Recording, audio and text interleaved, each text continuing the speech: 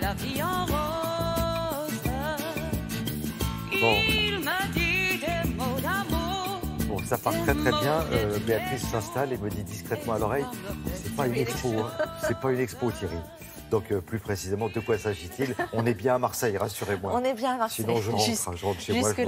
Jusque-là, il n'y a pas de problème. Non, il ne s'agit pas d'une expo pour une fois, mais il s'agit d'art, bien évidemment, dans cette rubrique de l'art contemporain.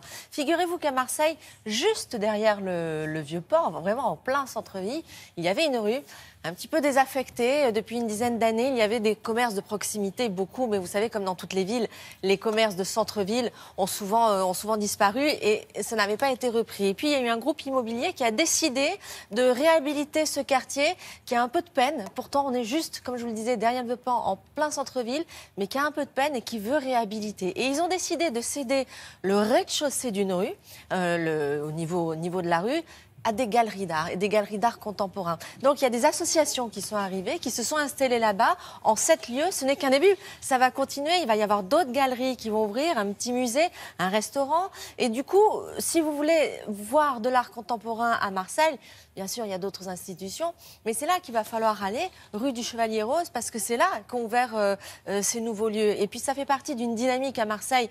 Très récemment, il y a eu plein de musées qui ont été ouverts, le Mucem. On en parle régulièrement dans cette émission. Donc c'est vraiment pour dire la dynamique de Marseille et la volonté de Marseille de s'ouvrir à l'art.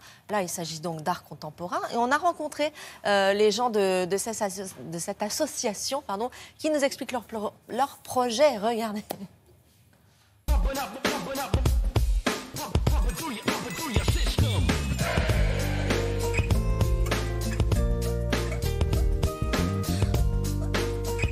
Le projet de départ a été vraiment de requalifier, redynamiser le quartier de la rue de la République, et notamment par l'art.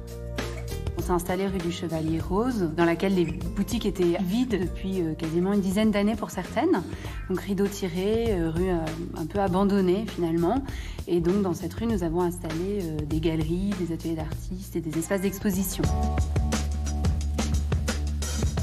Dans le centre-ville, aussi près du Vieux-Port, il n'y avait pas de rue dédiée à l'art. Nous, on sera la rue donc dédiée à l'art contemporain.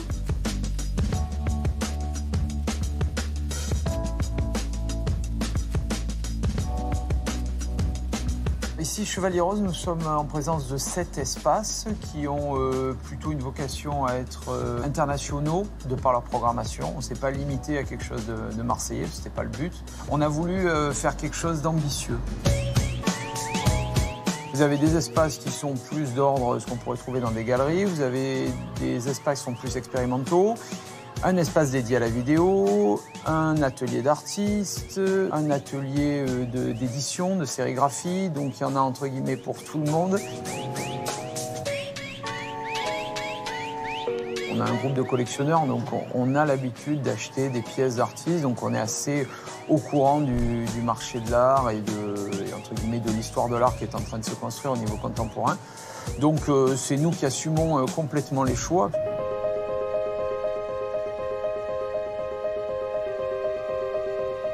On a tous une idée assez précise de ce qu'on veut défendre. On ne veut pas un art contemporain qui soit enfermé sur lui-même, on veut quelque chose d'assez ouvert, presque un peu didactique. Donc, nous, on assure la médiation et on est très heureux de recevoir du public.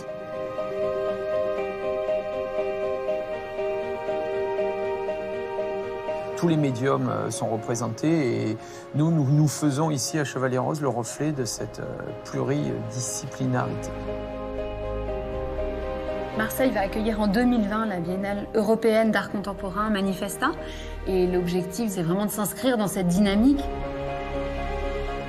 Chevalier Rose est un projet ambitieux, mais le pari est déjà réussi, car on a eu déjà énormément de visiteurs, le public est au rendez-vous, et les retombées sont vraiment très bonnes.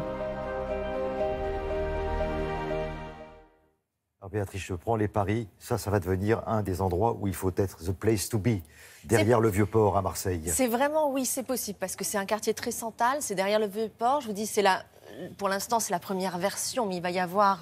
ça vient juste d'ouvrir, hein, donc ils sont en cours de projet, ils sont en cours de restauration. Il y a d'autres lieux qui vont ouvrir. Ça redynamise un quartier. Les habitants du quartier sont très contents de voir des jeunes arriver, parce qu'effectivement, ça ramène aussi la jeunesse dans un quartier. C'est gratuit, ça se visite tout à fait librement. Il y a un lieu de rencontre, même pour les professionnels de l'art. S'ils veulent travailler, avoir un bureau, ce qu'on appelle du coworking, ils peuvent le faire dans cette rue-là. Donc c'est vraiment l'idée d'avoir une rue, comme il y a la rue des antiquaires, souvent dans les villes, la rue, voilà, là c'est la rue de l'art contemporain. Derrière le Vieux-Port, à Marseille, c'est entrée libre. La rue des Teinturiers au Festival d'Avignon. Oui, voilà, exactement. Donc c'est la rue du Chevalier Rose. La rue du Chevalier Rose avec un Z et c'est ouvert du mercredi au dimanche. Merci beaucoup. À plus tard, Béatrice.